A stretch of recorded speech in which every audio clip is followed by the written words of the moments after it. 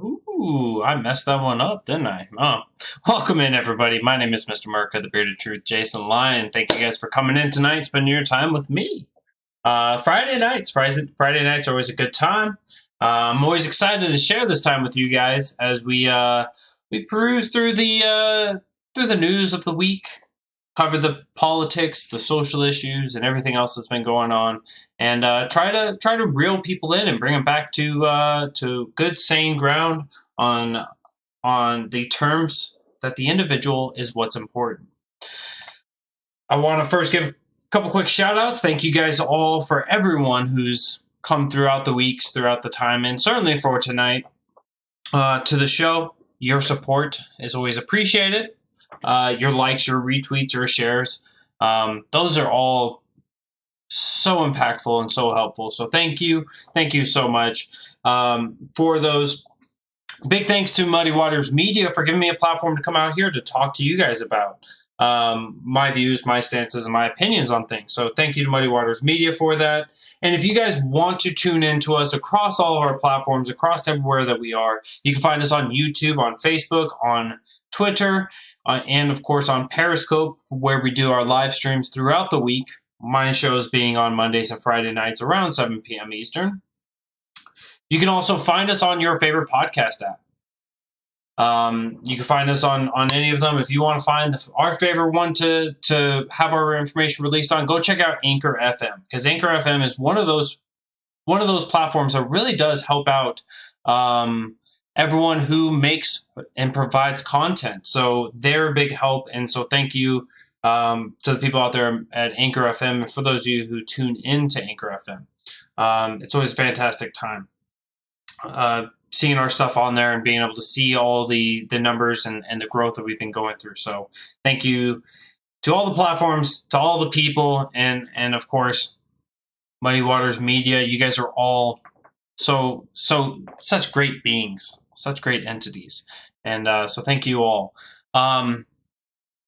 Before we get into the news of the week, I do have to talk about, and as Dave Hunter just dropped in the comment there on YouTube land, I want to talk about what happened this Wednesday night. So Wednesday night, I went on Spike's show. So I was on the My Fellow Americans with Spike Cohen, and I got to say, I enjoyed that show maybe a little bit too much. It was a fantastic time, and coming here and doing it just me, my camera, and my microphone. It's just not the same not having the quote unquote international Jew with me. So we'll see what the future holds, but that was a fantastic night, and thank you to Spike for bringing me on for his 1 year anniversary. If you guys didn't catch that live, or if you haven't seen the replays yet, go check it out. And while we're on that topic, if you're checking us out on YouTube, if you're checking us out on Twitter, wherever it is, Facebook, they've all got little notifications that you can put see first. You can put the notification bell on YouTube. You can actually favorite them on Twitter or on Facebook. You want to see our content. We're putting out good content these days. Not that in previous days we weren't, but every day it gets better and better. So get on the train now while you still can, before we get taken off or not being lefty enough. So now that we've got all that knocked out and out of the way, we can talk about what's been going on this last week. So Marianne Williamson, we're going to talk a little bit about her. We're going to talk about something that got released. I'm not going to talk about that. Never mind. There's a bill that is being sponsored by Representative Alexander Mooney from West Virginia. We got to talk about that bill because he's got Thomas Massie on board with that. So when you have Thomas Massie, it's a good bill usually. So we'll use our discernment skills to figure out if it really is. We're also going to talk about the 4th of July. The 4th of July was a big day in a lot of ways. So we'll talk a little bit about the military parade. We'll talk about Justin Amash leaving the GOP. So we'll cover those, and yes, of course, we'll have to cover Trump's gaffe during his discussion governing over that. And we'll talk a little bit about the border. We haven't talked about the border in a little while. We've talked about it in an ideological sense, but we'll talk about it in the pragmatic sense tonight as well. And we have to talk about Black Ariel. We got to do it. It's one of those required things, I guess, because everybody likes to know what's going on in the world of media, Disney, Hollywood, and so we'll quickly knock through that. So thank you guys all for being here. I do greatly appreciate it. Fourth had an earthquake. It's a sign. Ooh. There was an earthquake, huh? I missed the earthquake. I missed the big news. I missed the actual groundbreaking, earth-shaking news, I guess. Too busy stuck on the politics. I apologize. Not a very good host, am I? But I want to first start off with this bill that I talked about with from Alexander Mooney, from representative from West Virginia. This bill is called the Second Amendment Protection Act. Ooh, me as a strong gun advocate, my ears perk up. My heart starts beating. I might get a little drool dribbling down my mouth when you talk about protecting the Second Amendment. Now, I'm not a fan of just protecting it, of course. I'm a fan of restoring it. But I digress. So what is the purpose of this bill? This bill is actually is being pushed, and it should be supported. It should be bipartisan support. It should be, for anyone who enjoys liberty in any sense, should be something that everyone supports and agrees with. The whole entire purpose here, the entire premise here, is that you don't have to choose which rights and liberties you want to exercise. So right now, as it sits, it's still federally illegal for you to have marijuana, for you to have a prescription for marijuana, for you to carry marijuana, for you to ingest marijuana, even if in the state you're utilizing it in, it is legal, even if that prescription for the marijuana is legal. And so what this bill is all about is about making it to where if you have a medical prescription for marijuana and you're utilizing it within that, ooh, they have a typo on here. Marijuana has got a J there, bud. That's cute. But the premise here is that if you have an actual medical prescription for marijuana, legally, you're not allowed to touch firearms. Legally, you actually have to sign on there when you purchase firearms, when you go through your background screening and everything else. You have to put on there if you have a medical prescription for marijuana, which bans you from exercising your right of being able to obtain and carry weapons, and not just for your self-defense, but also for the defense of others around you, especially when your government is trying to become tyrannical in many ways. We have a question from Periscope, who's like God, 21. So you believe everyone should be armed? Teachers, preachers, daycare providers? I believe that you should not be. I don't think that the question is should these people be armed? I think the question should be, who is standing in their way from allowing them to exercise their rights? Now, you as a consumer, if you have children and you want to have a teacher that doesn't carry, I think that there's a market for you. If you have children and you would like for them to be protected, maybe a school where the teachers are armed, where the possibility of teachers being armed is something that is allowed. And that goes the same for the preachers, for the daycare providers, for whatever services are being provided. It's interesting to note, it's important and interesting to note that there are schools already in this country that are private that have never been shot up. All the while they have allowed for their teachers to be armed. They are well announced that those schools, the faculty and the staff members are capable of carrying firearms on the premise. So with these schools never being shot up, I think it's interesting point to bring up within this discussion. But meanwhile, we have 98% of our mass shootings occurring in gun-free zones. So there's kind of this weird thing where we open up a market to allow for mass shootings, for four or more victims not being the shooter. And so we we endorse that and we accept that, but when it fails, we just say, well, we need better policing. I think that each and every one of us would be a better police in our own life. I think that is inherently true with any society in which we live in.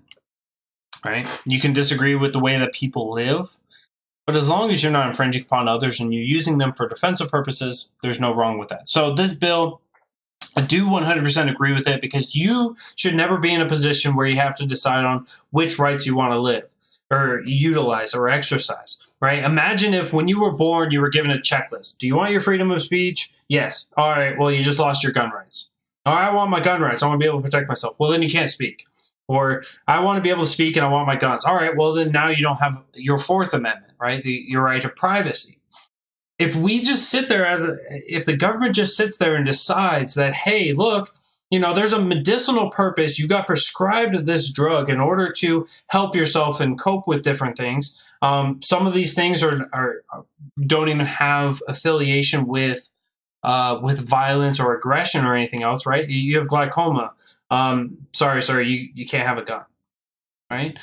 That's not in the role. That's not in the tenor of what any government was ever created to do, to prevent others from being able to defend themselves.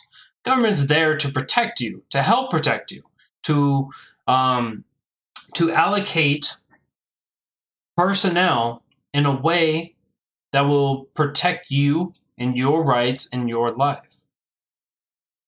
Interesting.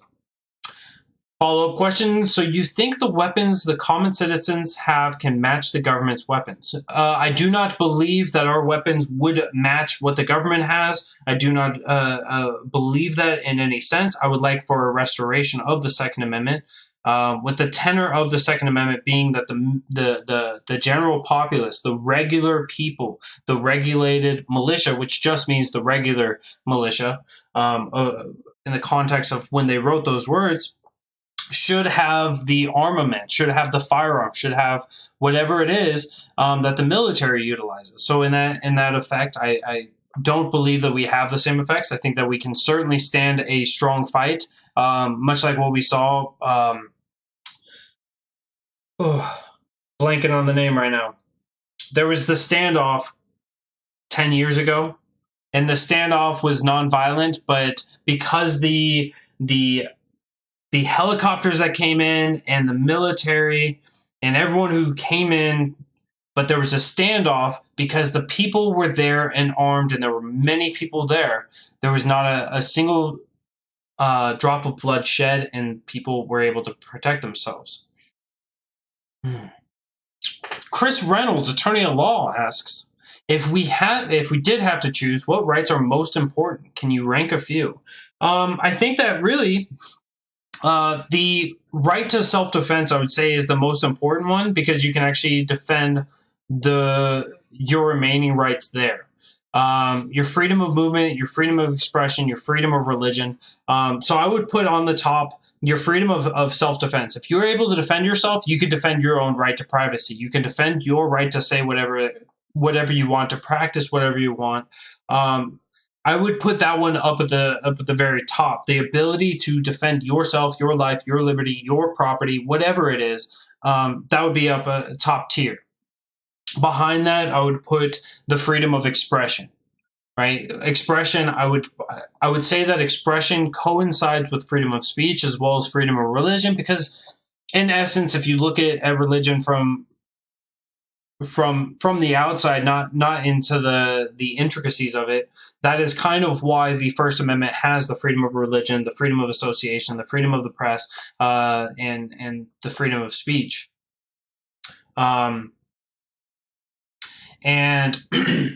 And so right there, right, that would be secondary. After that,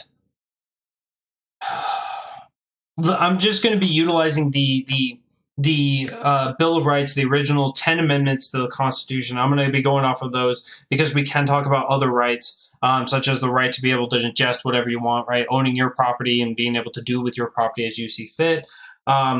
But outside of that, right, we get into the discussion of the due process. Due process, I would definitely put up there. probably right after the expression, because without due process, then we get into excessive fines. We get into the privacy issue, which your Second Amendment would hopefully be protecting that. So I think just going through it, I think it would be second, first, sixth, fourth, fifth, or fifth, fourth, eighth. I think that's the way that I would tier that. But of course, we can always expand into this and actually get into the natural rights discussion. Thank you, Chris Reynolds, attorney at law. If you guys are looking for a great lawyer down there in Florida, Chris Reynolds, attorney at law, everyone. All right. Another comment was the self-defense is subjective. Self-defense is not subjective.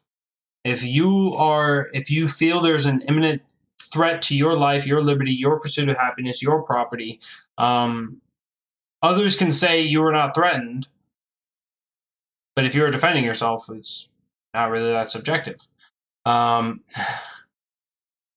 So it's a good line of reasoning. Who's like God? But I think it just falls short whenever you really take it apart. But I appreciate the comments, man. So I want to move on to the one topic that I'm never excited to talk about because everyone is so divided on it. Because everyone feels so strongly one way or the other, and certainly I have quite a bit of feelings on this matter myself. But Justin Amash is leaving the good old boy party. He's leaving the Republicans. So if I feel you're threatening my life right now, that's interesting. Isn't a feeling subjective? Yes. If you feel as if I'm threatening you right now, I understand that. I understand that the problem is that you don't go, right, I went out to search for somebody to hunt them down in my defense. I'm sitting here behind a microphone, a TV, or not TV, but a computer monitor and my webcam. There's not much there for your defense. But when I was referring to defense would be you're sitting at home, somebody's in your house, and you shoot them. It's hard for somebody else to go, he wasn't defending himself. Well, the person broke through my moonlight or my whatever that window is up on your ceiling, falls through, breaks his leg, and then I shot him because he was threatening my life, threatening my property, and he already destroyed my property. It's really hard to argue against the idea that you're not defending yourself. So I digress. With Justin Amash, who is like God, I'm going to open up the call line at the end. If you want to call in, we can discuss this and really ad nauseum, and we can get into the intricacies here. I enjoyed this discussion. That feeling is a fast food person. So with Justin Amash coming out on the 4th of July, the iconic day in which we, the people, cherish treason, we cherish the idea of just destroying other people's property and throwing a revolution and fighting against the Brits and tearing down the redcoats, Justin Amash takes that day and makes it his own, and he secedes from the Republican Party. He said the two-party system has evolved into an existential threat to the American principles and institutions. That's something that I was talking about, to give another shout out, with Spike Cohen. With Spike Cohen on My Fellow Americans on Wednesday. If you guys haven't checked out Spike Cohen yet, why haven't you guys done that yet? Chris Reynolds was there.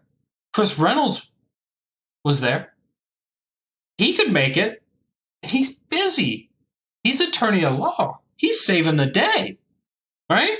He was there. I was obviously there. Now you got to get on board with it. But the idea that the two-party system has evolved into an existential threat to the American principles and the institutions.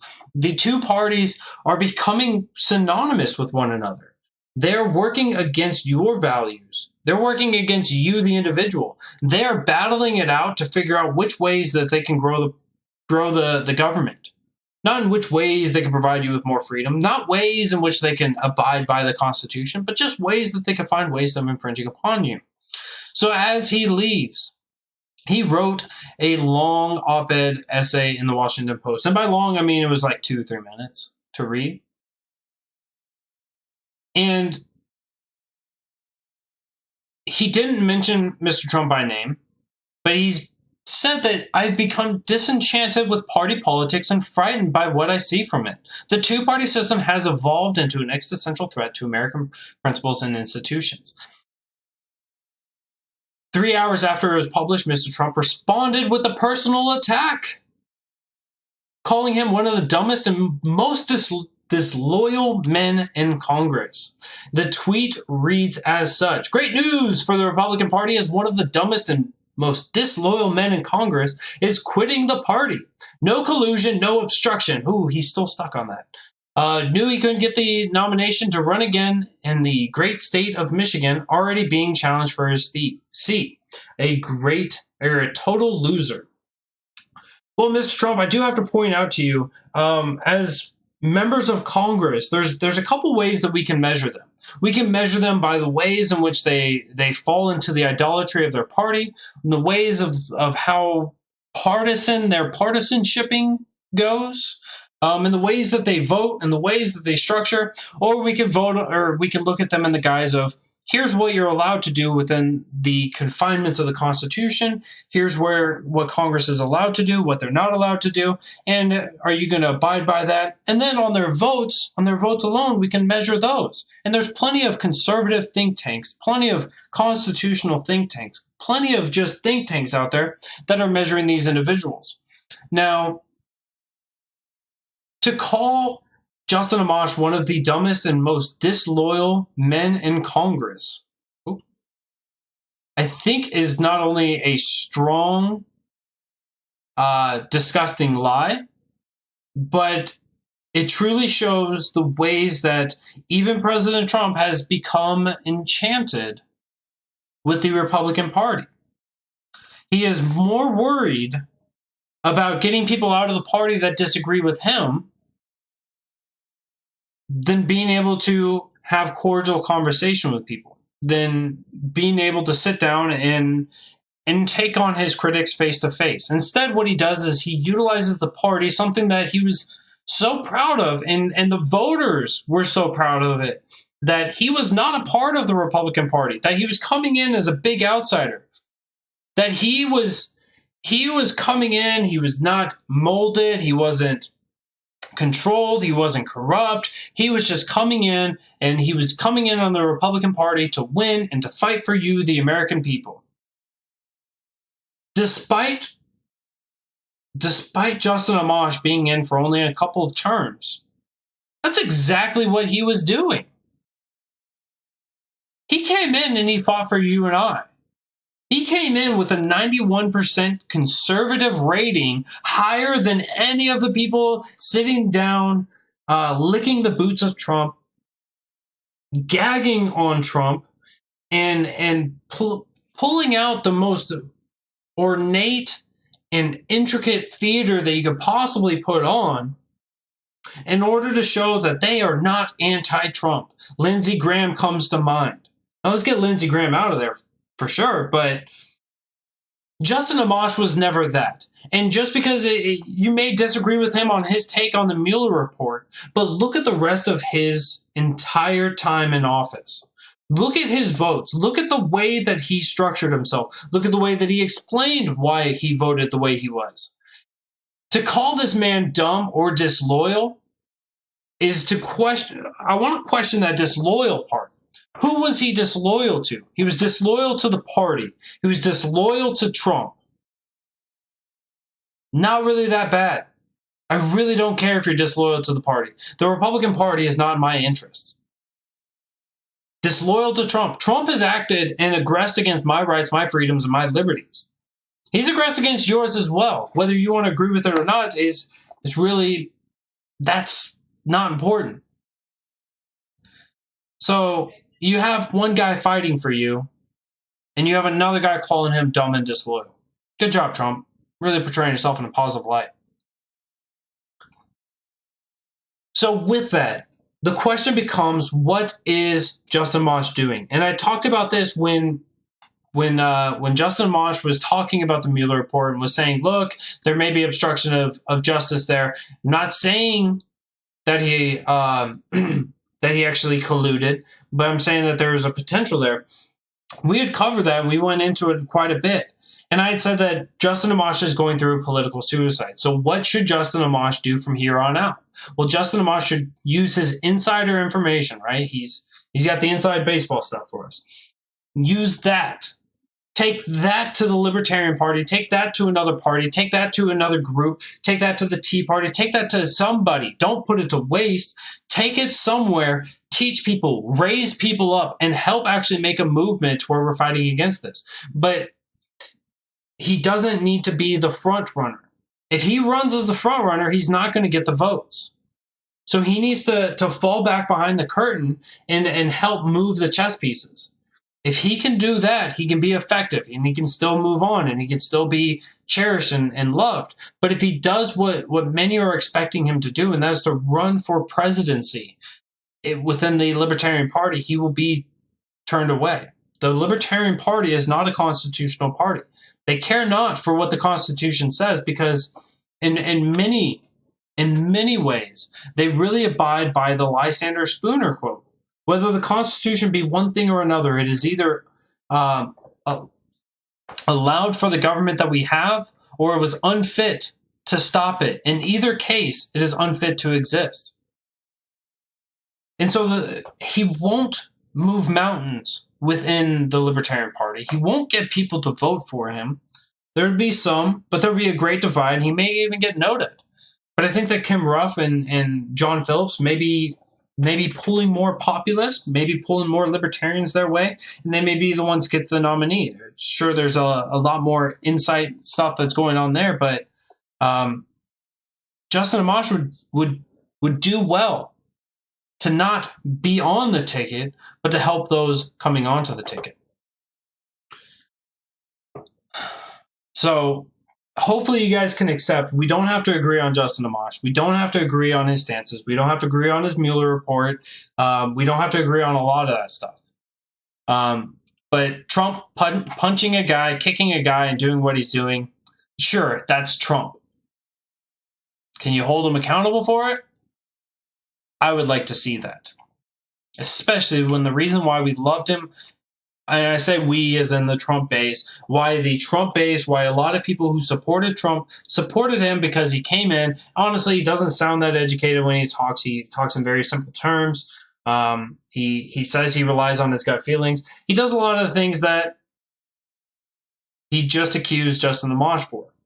This is where I become the CNN analyst. I become the MSNBC host, and I say he's projecting. He's projecting his own insecurities or his own failures onto others, and I'm willing to call him out for it.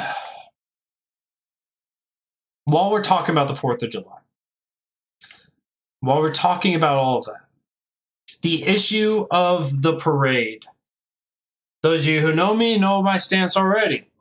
It's not your money to give, government. Stop wasting it. I don't want to see some grand parade coming off of my dime. And certainly, there's plenty of other Americans that feel the same way. I don't care if Obama did it. I don't care if George Bush did it. I don't care if George Washington flew planes over Pennsylvania to cherish the July 4th. I don't care. Stop wasting my damn money. So, the values that have been coming out here, the amount of money that is being spent or that was spent in order to make this happen. You had a brigade of armored vehicles that carried people, not true tanks, not combat tanks.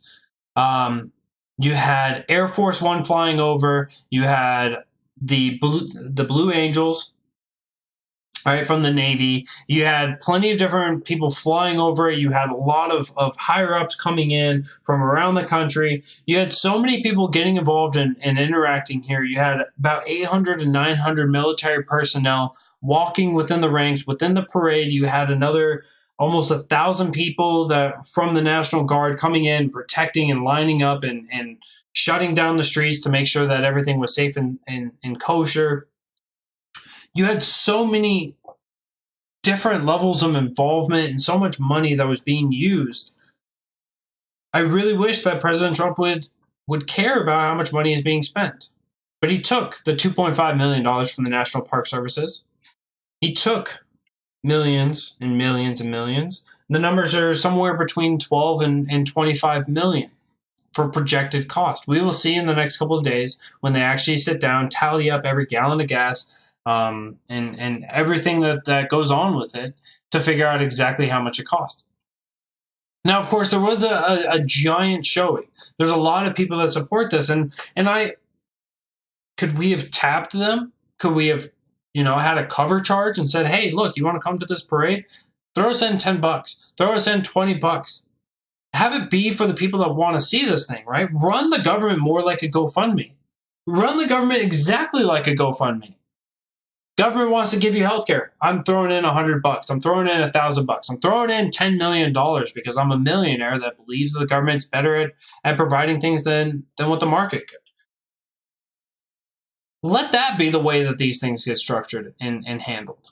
Let's stop doing it, stealing my money from my paycheck, from my labor, from my use, and taking that and putting it into things that I disagree with.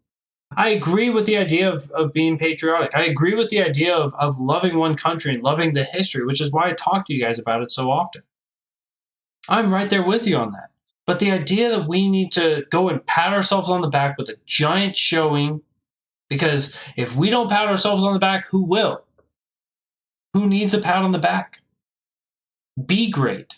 Be the best that you can be. Get us out of the endless conflicts in the Middle East. Bring our troops home, and then have them parade on their way home. I'd be more okay with that rather than grabbing people, bringing them from across the country, bringing them in, having this happen, and then sending them back all day. Especially when there was nearly 100 flights impacted on July 4th in D.C.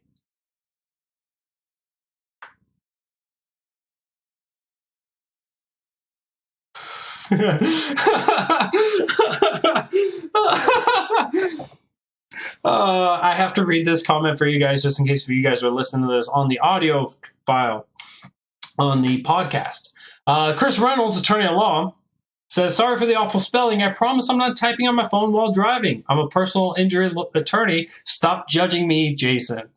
Don't worry, bro. This is a judge zone, so you're being double judged. Do you feel personally injured? If you feel personally injured by my judgments, I might have an attorney for you. I might just have one for you. And while we talk about that, while we talk about personal injuries and needing a lawyer, I do have to point out that there was a wonderful, absolutely beautiful and intelligent and actually to the contrary of all of those things, we have a member of Congress that has the idea that we the people cannot criticize, cannot mock, cannot do anything, cannot disparage elected members of Congress. Because remember, boys and girls, we are all equal, but some of us are more equal than others. And so with that, I'm pulling up her name because I don't want to get it wrong.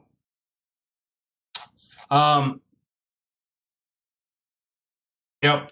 But with that, the idea that your freedom of speech is now being silenced because of who it's being directed at.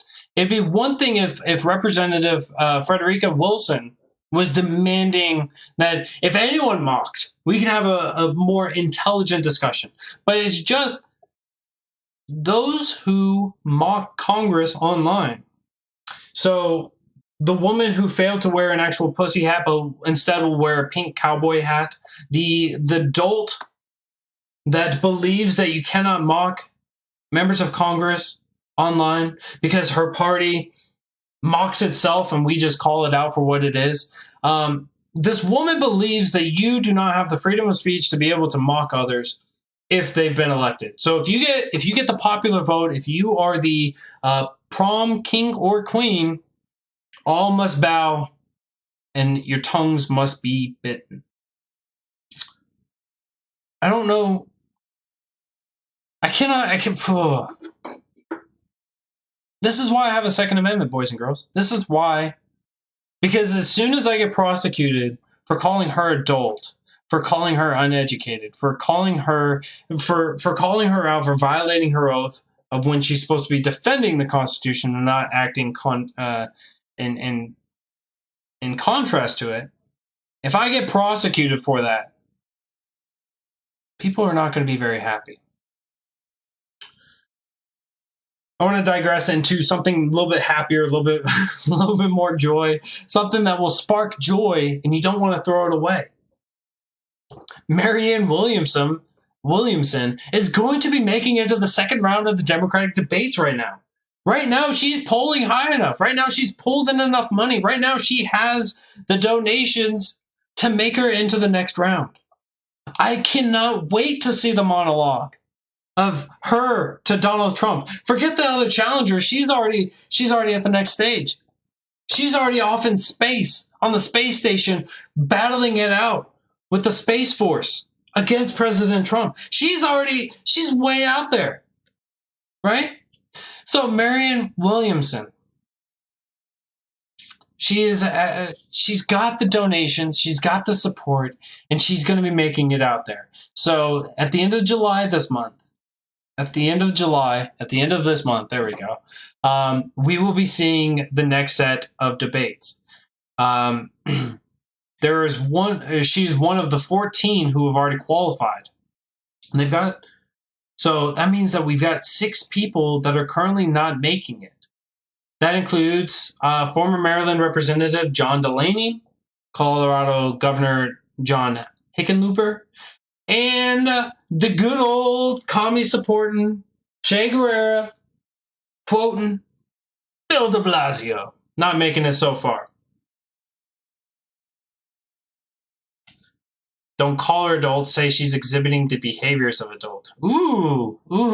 See, this is why you need a personal injury attorney, Chris Reynolds, because he gives you this stuff. Don't call her adult, say she's exhibiting the behaviors of adult. I will take that into consideration. I will not retract what I said before for her. I will in the future make the accusation properly in accordance with what you said there, Chris. I do appreciate that.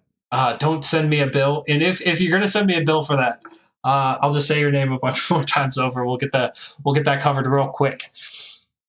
Just have the entire outro the outro just be me on loop, just saying Chris Reynolds, attorney at law. Chris Reynolds, attorney at law. It'll be beautiful. Get a nice little deep, sexy voice on there. I got a real good Australian who does a beautiful voice, silky smooth. We'll get him to do it for me. So I do want to cover the gaffe of which I've already mentioned with Trump, that happened during his 4th of July speech. He had made the mess up where instead of saying ports, he said airports when talking about the Revolutionary War. Now, of course, we know that there was no airports at the time. Trump has already come out and blamed the teleprompter and blamed the rain. But just sitting back and reflecting, I remember somebody during the 2016 election who had a pretty silly gaffe. And it happened to be with Aleppo. Now, that was a justification for both the Trump supporters and the Democrats to say, this guy doesn't know enough. This guy doesn't know enough. Because he doesn't know about a little city over in the Middle East that's getting bombed. So if that's not good enough, then explain to me why it's defensible for this mess up. Indefensible to get a city wrong. Defensible to get an entire idea wrong by many decades. Failing to see the correlation. But I agree, not that big of a deal. It was a stupid gaffe. Many great memes. The memes, golden. Thank you.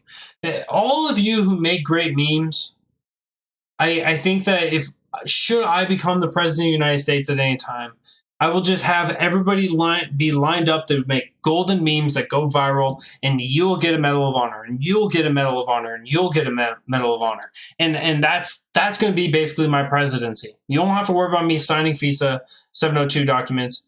Or FISA bills that allow for the FISA courts to exist. You won't have to worry about me signing on the National Defense Authorization Act, continuing where you don't have your rights and freedoms, and you can be incarcerated indefinitely without being charged.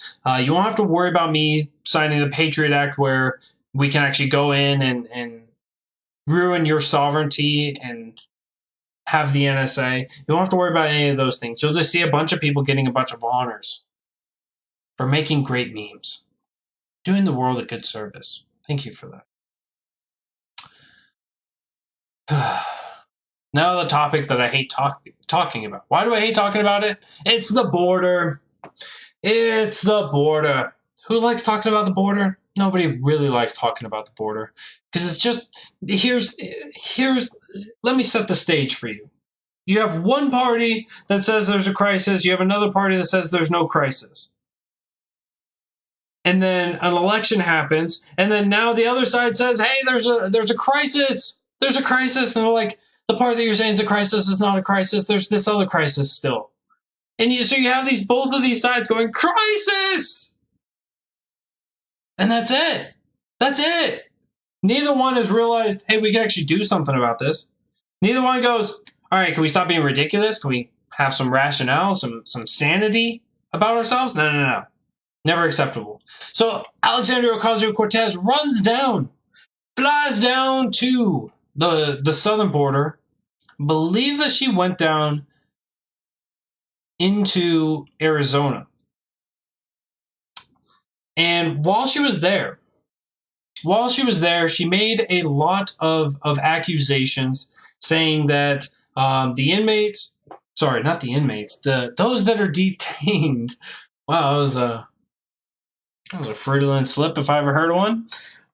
The detainees are drinking from the water or from the toilets. They're being refused service. They're not given toothbrushes, toothpaste, or anything else. They're not just provide basic humanitarian needs.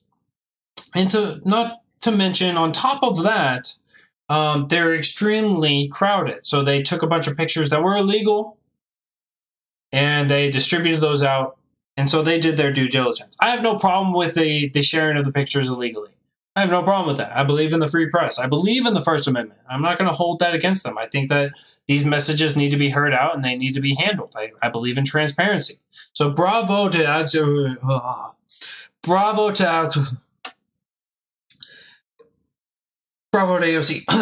All right, I said it.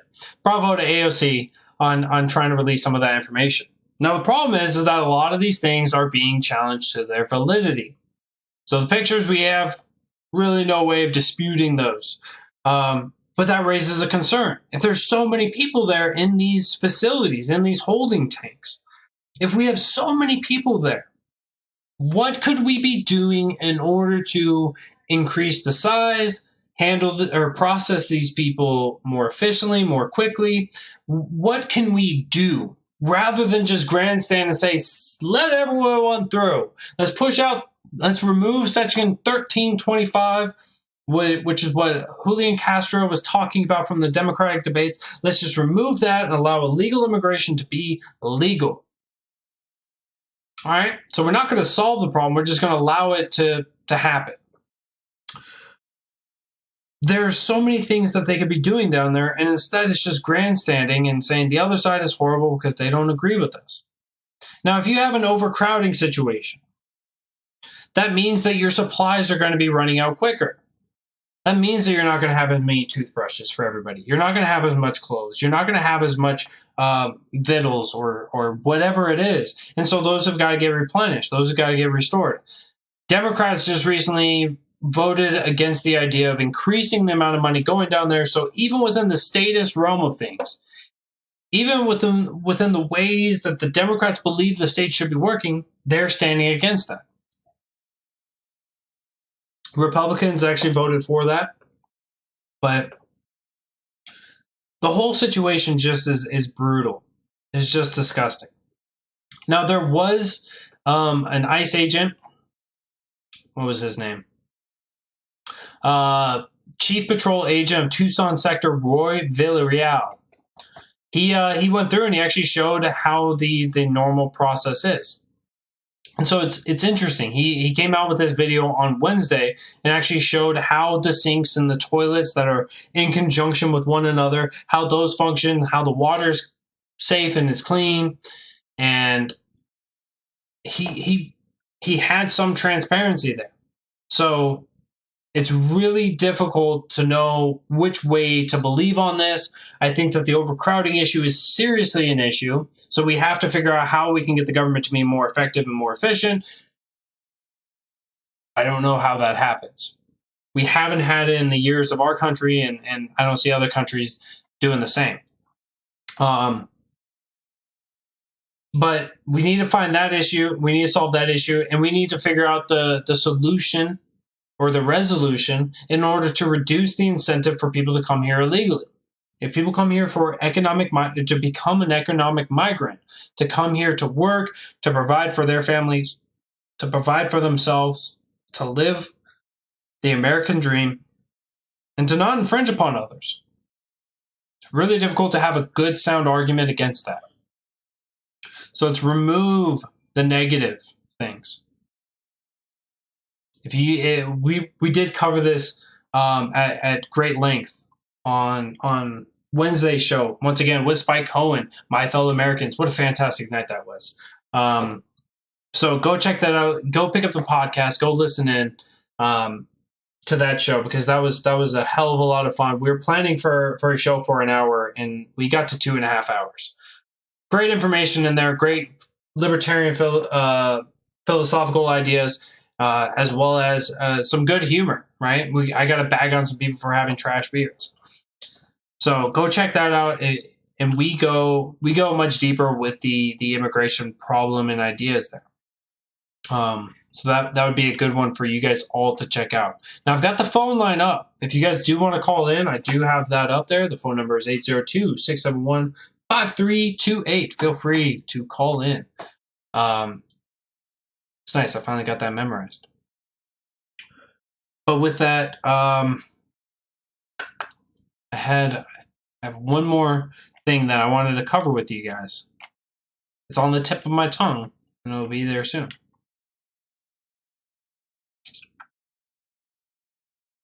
Here it is. Rand Paul.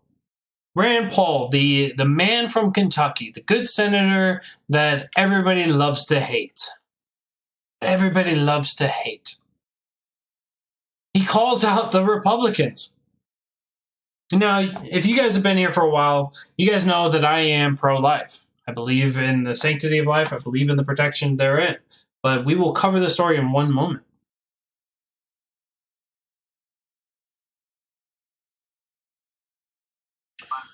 Hey, Cyrus, welcome in. How's it going, man?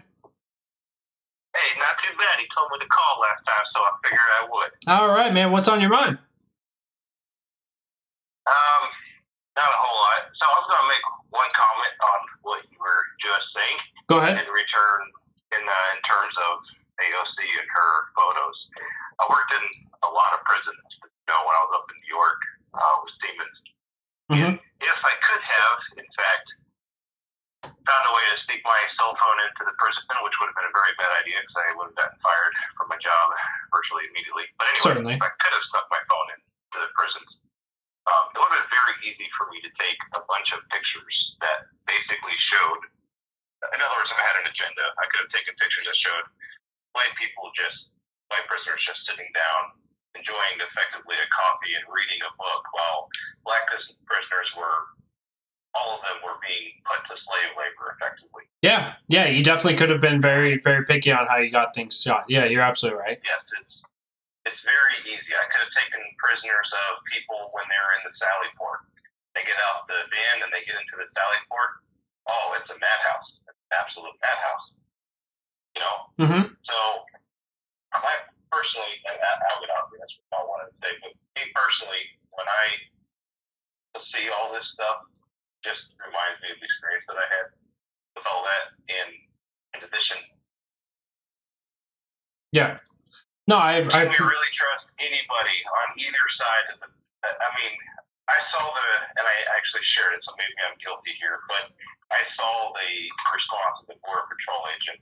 Yep. You know, and I saw the response of the Republicans and everything else, and the question I really had is, can we really believe anybody, you know, who says anything about I think what is indisputable is the fact that they are all very underfunded, and this problem is 100% the issue of Congress, and that's pretty much it. I think that's where 100% of the blame lies. I think Trump's, personally, I think he's innocent of all of this, because he himself has said, hey, we need more funding. Yeah. The agents have said, hey, we need more funding. The Democrats have even said, hey, we need more funding. Everybody has said, hey, we need more support, more infrastructure, and more help down here. And yet, the only person who has done their part has, in fact, been the president, really, because the only thing that he can do is say, hey, I need this. Yeah. Congress, in the meantime, both parties have done absolutely nothing.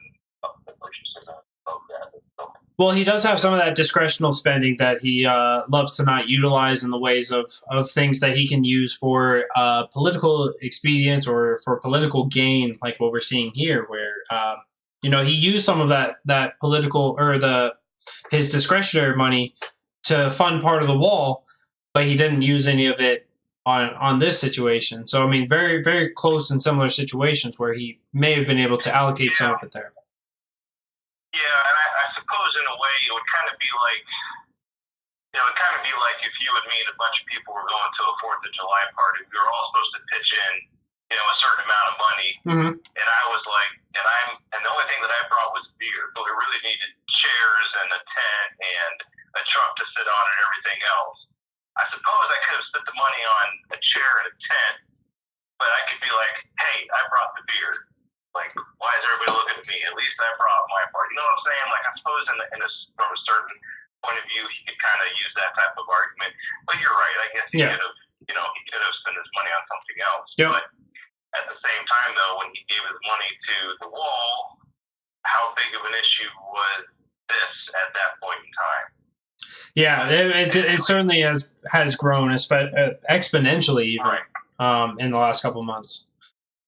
It's certainly a big issue, and I don't see our Congress ever coming together to make it work, and that just screams to other topics that Democrats and progressives have been pushing for. And it's just like, we can't even handle the basic functions of sovereignty of our nation, and you think that they can handle our healthcare? Like, it's frustrating beyond belief. And so, yeah, man, I appreciate your call, and it's certainly great insight there with the selectiveness on the ways that pictures can be taken to portray the narrative that you really want to. And so certainly AOC would be, I would not put it past her, and not being able to trust the government versus not trust the government, who you're going to trust, So I appreciate it, man. I'm a photographer. I know what it's like to take 5,000 pictures and select the 15 that are good. So. Yeah, absolutely. Well, I appreciate it, Cyrus, man, and thank you for calling in. Yeah, man. All right. I'll talk to you later. All right. Appreciate it. Have a good night. All right. Thank you, Cyrus, for calling in. That was really some good insight. So I do appreciate that. And so as we were talking about, Rand Paul went after the Republicans of being fake pro-life supporters. Instead, saying that they'd rather spend money with Democrats than protect unborn babies' lives. Kentucky Senator Rand Paul and his father are both pro-life. They've been pro-life. That's been their views. How we get there has always been challenged.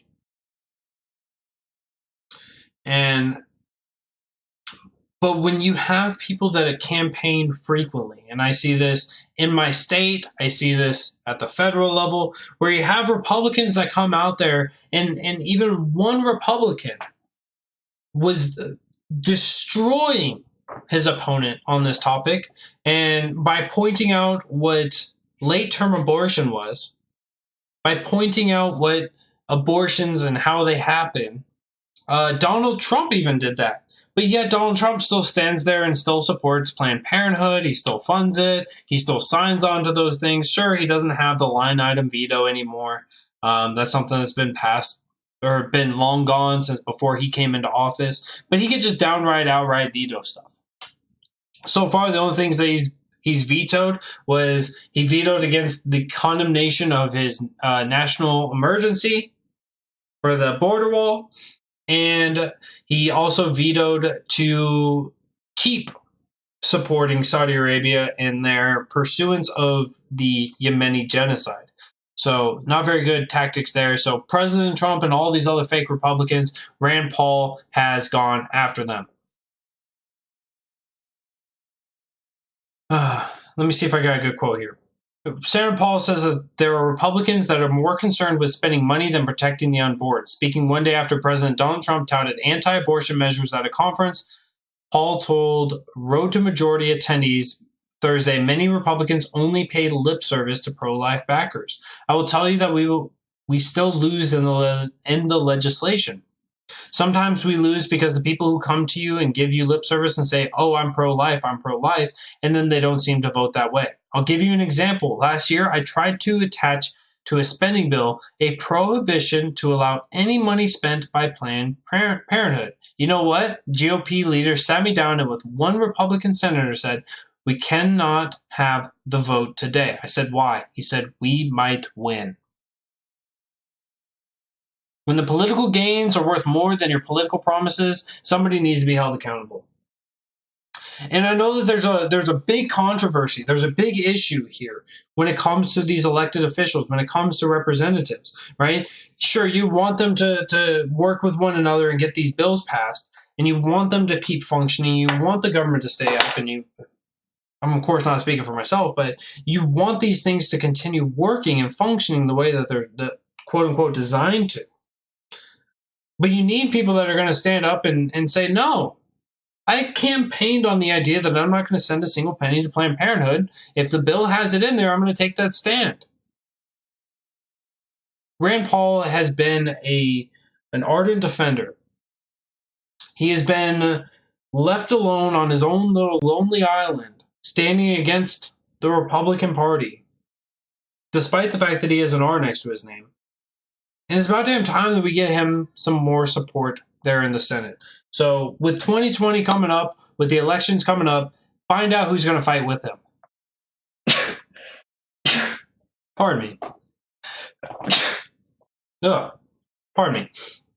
So we need to figure out who's going to be fighting with Rand Paul. If pro-life is your issue, if that's something that you are, Rand Paul is talking about that right now and pushing that agenda. So make sure you guys tune in to see what he's doing. And of course, Justin Amash, we got to figure out who's going to be replacing him. If he runs on the Libertarian guys, probably not going to make it to Congress, and he's certainly not going to be making it to presidency. So we got to see who we can replace good Congress people with, and certainly Justin Amash was one of them. But with that, guys, I'm going to wrap up the show. I appreciate you all for coming in. Thank you, Cyrus, for calling. Thank you all for your likes, your retweets, your shares, for going on to these platforms, YouTube, Facebook, Twitter, hitting the notification bell, hitting the C first, hitting the favorite. Thanks for the reviews. I know when you guys go find us on your favorite podcast app, you guys are going to go over there, give us a 5-star review so that we can get seen and get more support. So thank you all for all the support that you guys have been doing. It really is truly appreciated. And with that, it's Friday night, so do not drink and drive or ride with those who do. You have family and friends who care about you and love you deeply. They want you guys to stay safe and sound and get back here Monday night to start off the week again with me, Mr. America, the Bearded Truth, Jason Lyon. And with that, have a great night. Stay safe. And I'll see you guys soon.